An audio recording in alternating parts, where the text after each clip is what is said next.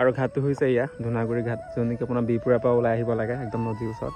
আৰু এইফালে চাওক, এইফালে চব মাটি মাছ, আৰু এইফালে তিনিজনী মহিলা আচলতে তুলি আছে।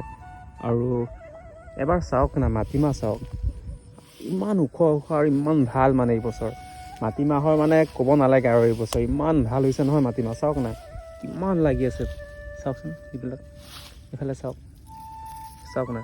আৰু এইফালে কাম চলি আছে, দলঙৰ পূৰা কাম চলি আছে। মেবি 26 মানত হৈ যাব লাগে। এইফালে আপোনাৰ বিহপুৰীয়া হৈ মাজুলী আপোনাৰ যোৰহাট যোৱা দলং। আৰু এইফালে আমাৰ ফেৰি আহি গ'ল, আমাৰ মানে বা আহি আছেগৈ আৰু ইয়াত।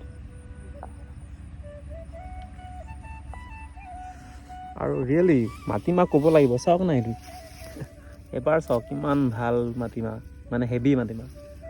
খাই যাওঁ আৰু এইটো।